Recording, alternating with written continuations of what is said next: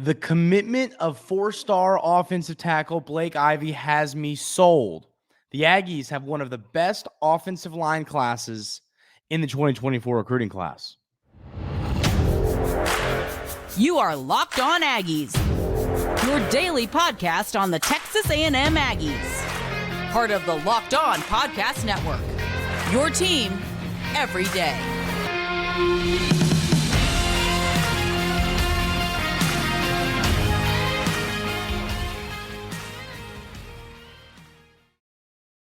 Welcome on into Locked On Aggies. I'm your host, Andrew Stefaniak. Thanks for making Locked On Aggies your first listen every single day.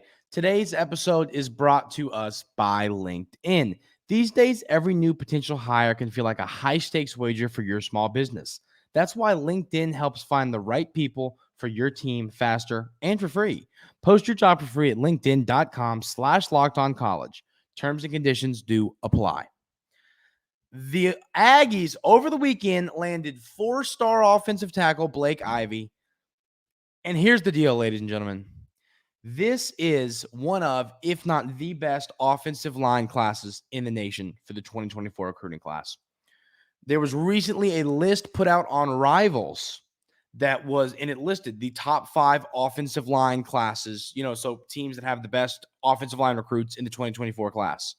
Texas A&M was on this list. It wasn't ordered. It was just top 5. It wasn't like 1 through 5.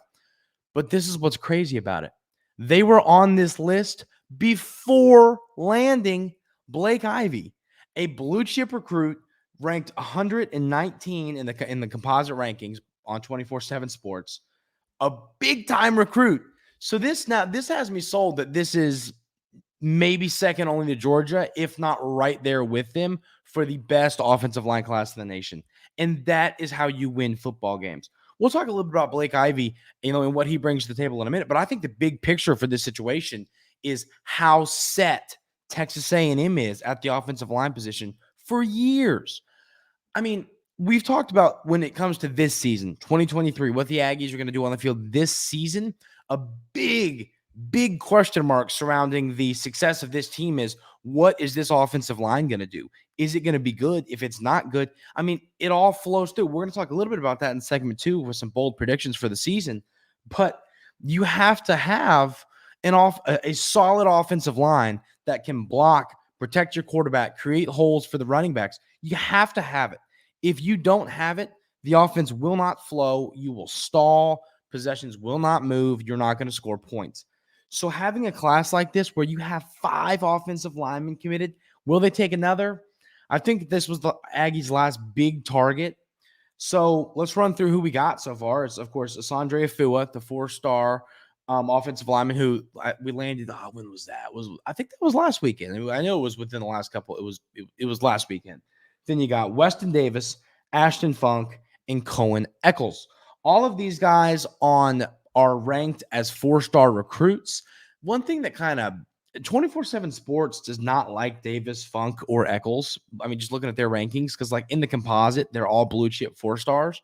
And then you look at where 24/7 Sports has them, and it's like 3-star, and it's like Ashton Funk and Weston Davis are not 3-stars. Cohen Eccles was listed as a 3-star at some other places, early into his recruitment. So that one I could see more than Weston Davis and Ashton Funk, because those guys are absolute dogs, play the position the right way and play it hard. But when it comes to Blake Ivy and what he brings to the table for this Texas A&M football team, his frame's a little interesting. It's not a frame you would anticipate seeing on an offensive lineman, on an offensive tackle, especially one ranked as a top 150 recruit in the class, 6'3.5". I always think it's funny when they say 6'3.5". I don't know why. I just say 6'4". I mean, come on. 280 pounds. So watching the tape, the first thing that stood out about Blake Ivy's tape is the speed and athleticism he possesses. The game that I watched the tape on, he was kind of blocking an edge rusher the whole game. And this edge rusher was tall, lanky, and quick. Good player. I kind of be curious to know where he plays and if he is a guy kind of ranked high. But quick athletic edge rusher that was trying to get after the quarterback all day long. And Ivy was able to stay in front of him, which, I mean, you got to understand, when you're going up against an edge rusher that is quicker than you as an offensive lineman, it can be difficult to stay in front of them and create, stop him from getting to the quarterback, create lanes for your running backs. That can be difficult. So the fact that Ivy was able to stay in front of this guy, it really stood out to me because this dude, I mean, like I said, the edge rusher impressed me too. He had a wide array of skill sets, and every rep that I saw, Blake Ivy won. So I kind of look at that tape and I go, I mean, this was an impressive person he was having to block all game long, and he looked all the plays that I saw on tape. He looked dominant. So the athleticism, he's got long arms, which makes me feel a little bit better about his ability to play tackle at the next level. That's kind of what I was curious of is, will he play tackle at Texas A&M or will he play guard? He can play both. I read that in some of his recruiting profiles. He can play anywhere on the offensive line except for center. But will he stick to tackle at the next level? I don't know. He's, like I said, he's got the arm length to do it. The question is just, what's he going to play at the next level? I think it's going to kind of be like he gets to campus and whatever Coach Fisher, Coach Adazio, and Coach Petrino need him to do, he'll do. I could see him bouncing around his whole career. He's got the frame and he's got the skill set to do that with the size and the speed. That frame, 280 pounds, we talk about this a lot. And it's, I make the comment, to me, it doesn't matter right now, but obviously he's going to have to put on a little bit of weight. You'd like him to be somewhere around 305, 310 pounds if he's going to be SEC ready. So, here's the deal. He's still got a senior season, then he's going to have all the time on campus before the 2024 season begins. So he's got time to get that muscle on and that weight on to be SEC ready. It's not a concern, but it's something, you have to bring up when you see a guy his size. But, I mean, he's got the frame. I saw some comments talking about, people were saying 6'3", 280 pounds. How's this guy a top 150 offensive tackle in the recruiting class? I mean, just watch the tape. The tape speaks for itself. You watch that tape, it is so easy to understand why Blake Ivy is ranked where he is in the recruiting services. I mean, this guy just plays the position the right way, quick, athletic, disciplined offensive lineman, long arms, help, strong and powerful. I mean, there was one play where he was guarding the edge rusher. I don't think he was in that play, and he was guarding a bigger, defensive end, a bigger guy, more pounds on him. And he just extended his arms and shoved him to the ground. And it was just like, it wasn't even a pancake. I mean, it was by definition a pancake, but it was just like, I mean, he just bulldozed him. I mean, just parked him, and it was awesome. So I think that definitely when I saw the size, I was kind of like, I was curious too, but I always let the film speak for itself, and the film spoke for itself. This young man plays the position the best way possible. I foresee him being a guy who comes in. The question is going to be for his playing time at Texas A&M. In reference to that, I mean, like when he starts to play, it's going to come down to when he gets on camp. I mean, when he puts on that weight that we're talking about. If you get to campus at 285, you're not going to play SEC offensive line at 285 pounds. Now, I'm not concerned about him getting to the weight we need him to get to. It's going to happen, but I'm saying it does have to happen before he's going to get significant snaps for the Aggies whether it be his freshman season, sophomore season. But, I mean, here's the deal. When this guy does, I mean, that's what's scary to me. Thinking what he's doing to opposing defensive linemen at 280 pounds, it's like, imagine if he puts another 30 pounds of good weight onto that frame. Holy moly. I mean, he's just going to plow people over. And, I think technique's a big thing about offensive line too. I've talked about what I believe matters when it comes to offensive line play. I think it's technique and just the flat out having that dog in you. And he has both. The technique though is sound. I mean, of all the tape I've watched on these 5 commits, I felt really good about Afua, and I thought he was kind of like our best offensive lineman just based off of watching tape. But watching Ivy, now, I mean, some of these other guys like Ashton Funk has a great frame. I love what I saw from Cohen Eccles. Weston Davis is an annihilator. But Blake Ivy, I think it's the best tape of this offensive line, and these are blue chip guys. It's not like it's, his tape compared to some 3-stars or some nobodies. I mean, these are some talented offensive linemen, and his tape stood out to me. And the rest of their tape did too. Like I said, it's not like I'm saying anything negative about the tape from these players. Incredible tape.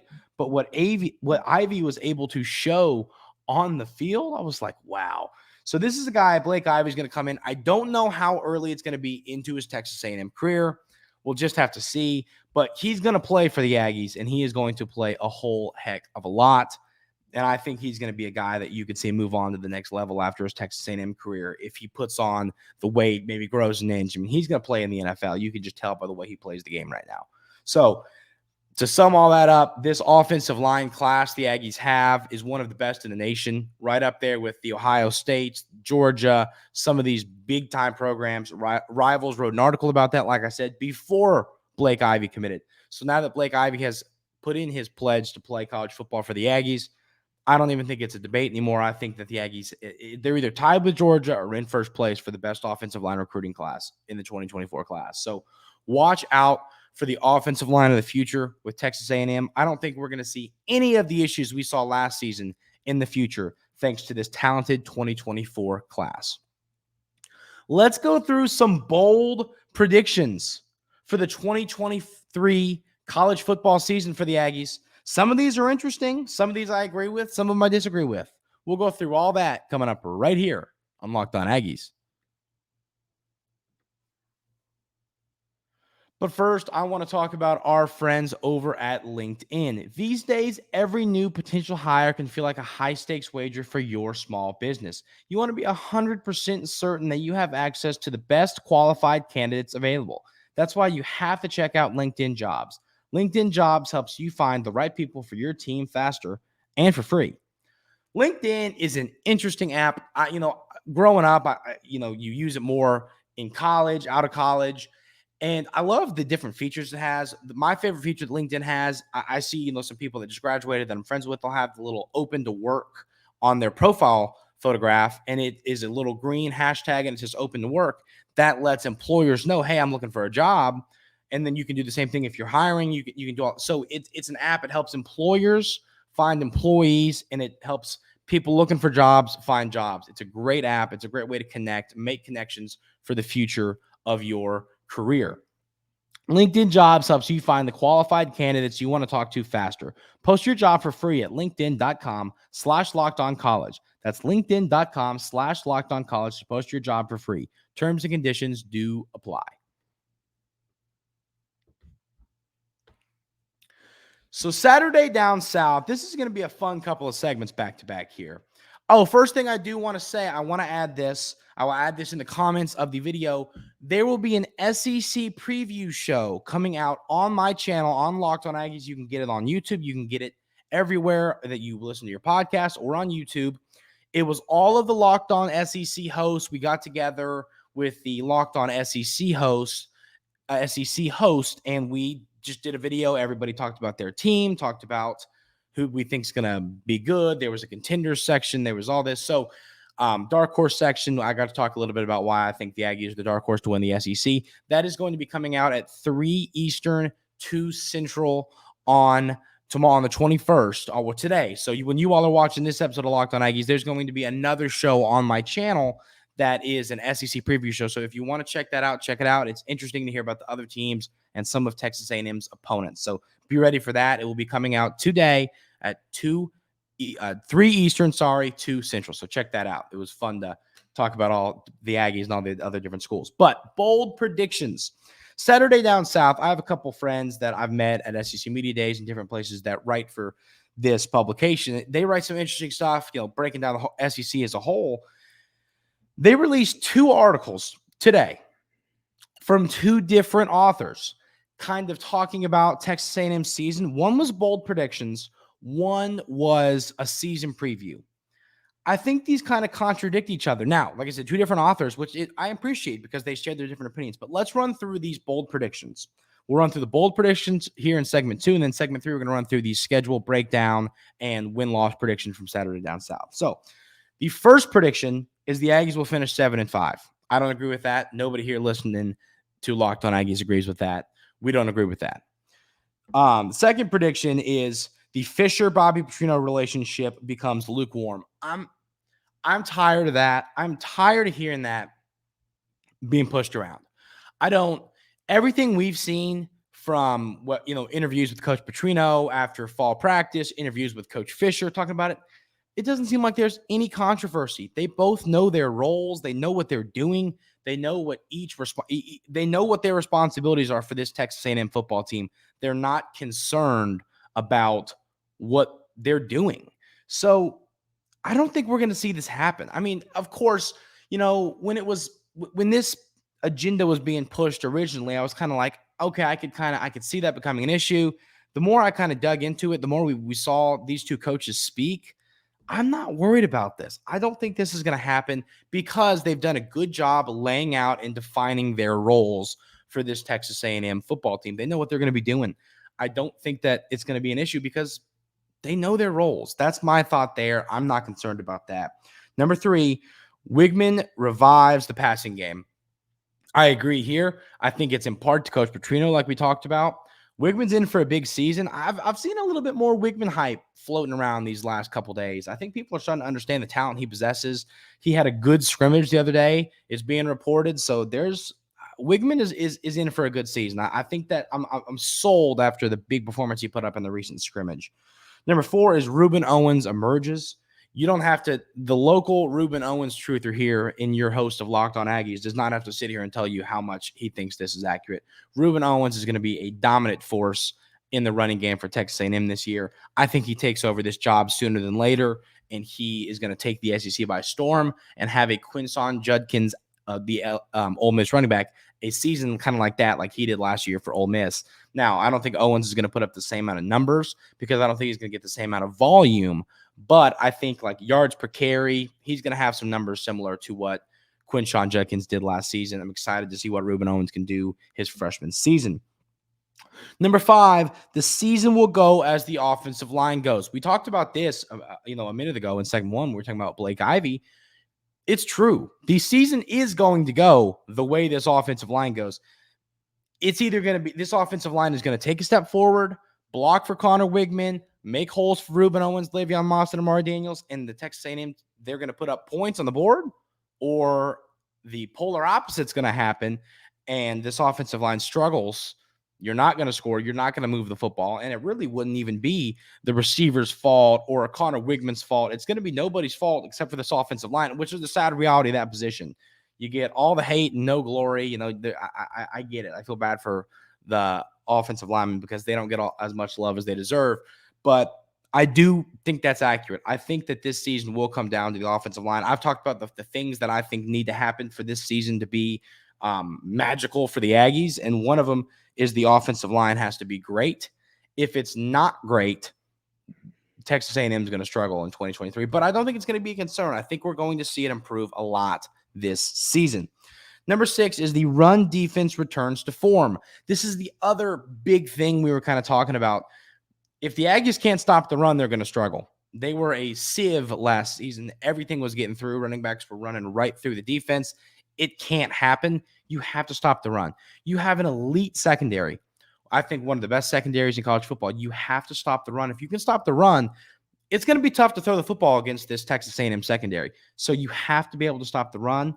I think that they're going to make that change. Coach Durkin's kind of been talking about that up on the podium when he talks to media about things they're doing, why he thinks that's going to be better this season. And I trust him. I trust him until I have a reason not to. So I trust what he's saying, and I think Texas A&M is going to stop the run a lot better this season.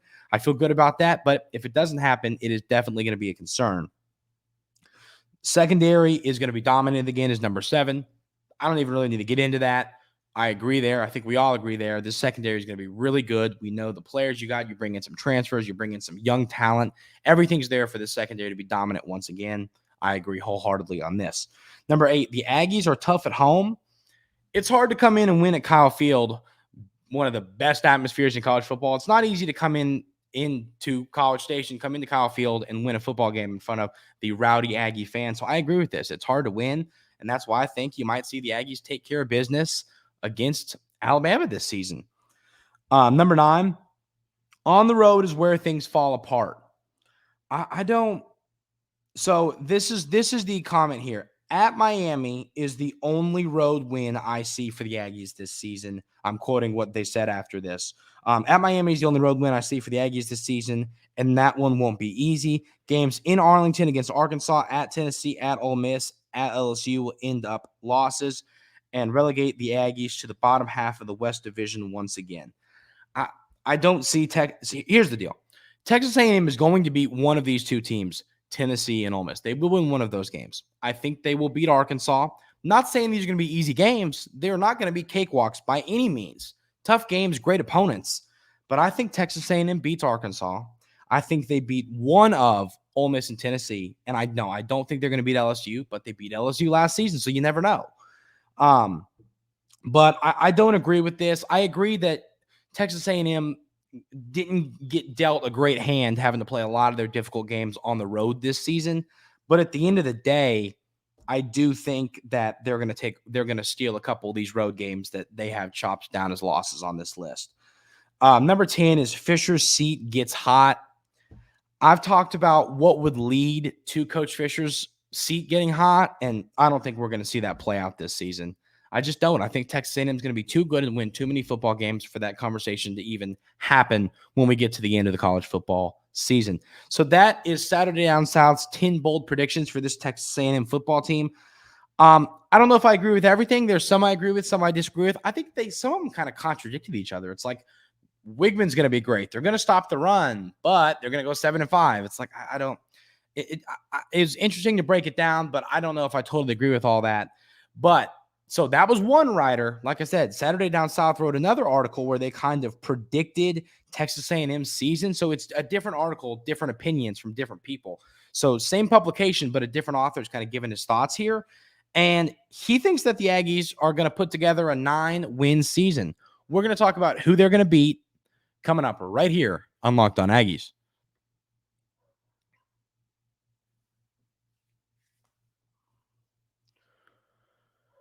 So this article is much more positive, talking about who's going to be good for DJ Durkin on the defense. He likes Walter Nolan, Shamar Stewart, Gabriel Brinlow-Dindy, McKinley Jackson, likes all around this defensive line and what they have to offer.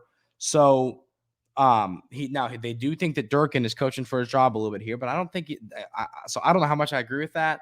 And I've seen a lot of people down on Coach Durkin in the comments, and I get that. I do. But I think he just got so much talent this season to where it's not really – I think he's going to be just fine. But let's run through these game-by-game predictions. Week 1, win over New Mexico. Week 2, win at Miami. Week 3, win over Louisiana Monroe. Week 4, win over Auburn. Week 5, win over Arkansas in Arlington. Week 6, loss to Alabama. Now, it's hard to predict Texas A&M to beat Alabama. It's hard to predict anybody to beat Alabama. I get that. But one thing I will add, I've talked about what I think has to happen for Texas A&M to beat Alabama. I think you have to start the season 5-0. If you start the season 5-0 and so do the Crimson Tide, this game is going to be College game day. It's going to be the talk of the town, and that is when I've talked about this a lot, but the destiny stuff comes into play. Like I talked about with the Tennessee game, the Tennessee-Bama game last season. Tennessee they were just not going to lose that football game. If Texas A&M comes into this game 5-0, I think you could see that same kind of feel for this game for the Aggies. And not only to add the fact, like I said, it would be College game day. That would just be an electric afternoon as well. But electric afternoon for all involved. That game would be a ton of fun. So I would be awesome if the Aggies could go into that game 5-0. If they go into that game, 4-1 with a loss to Auburn, or 4-1 with a loss to, or 3-2 with a loss to Arkansas and Miami, I don't feel good about the Aggies' chances to beat Alabama if they kind of are hopping into this game after a few losses. I think you got to go into it 5-0, and if they do that, I think the Aggies can win that game. Week 7 at Tennessee, they have down as a loss. Week 8 is the bye. Week 9, South Carolina, W. I agree there. Week 10 at Ole Miss, W. I agree there as well. Week 11. Now this is where this is an interesting take here. Mississippi State loss. I've talked about. I think people are sleeping on that game a little bit. Having a veteran quarterback is a big deal. The Mississippi State Bulldogs have that in Will Rogers. He's a guy who can win football games. Now, after the tragic loss of Coach Leach, I get that there's question marks surrounding that team, but I still think it's an okay SEC roster that can give you trouble if they play well, especially if Will Rogers has a good game. But I don't think they beat the Aggies. I think Mississippi State might surprise some people a little bit, but I don't think they're going to surprise some people with a win over Texas A&M.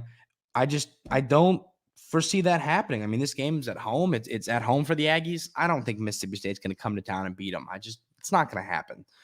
But I do think it's going to be a bit better of a game than people kind of are giving it credit to be.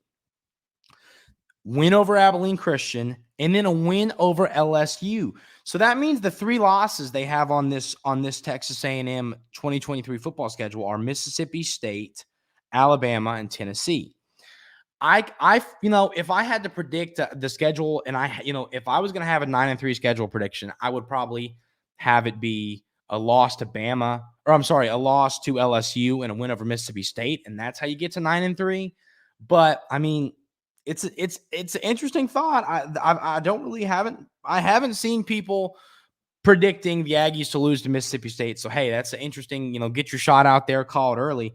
So they have the Aggies predicted to finish 3rd in the SEC West, going 9-3. I think that this could happen. And then look, you're one game away. You're one couple snaps in that Tennessee game away, couple snaps in that Bama game away from 10-2. This is going to be a fun year of Texas A&M football, and I think the Aggies have a legitimate chance to make a run and a potential SEC championship game appearance, and if all goes right, hopefully a college football playoff appearance. It's a good, talented football team, and we are under 2 weeks away from seeing the Aggies live on the field against New Mexico. I cannot wait. We are so close to getting ready to break down that game. We're almost there. That is going to do it for today's episode of Locked On Aggies. Thank you so much for tuning in. Once again, we will have an SEC preview show from all the Locked On hosts coming up on my channel today on Monday. So be ready for that. It'll be a fun, just kind of talk about the SEC. If that's your kind of thing, go ahead and check that out. Thank you so much for tuning in. Have a great rest of your day, and we will see you tomorrow.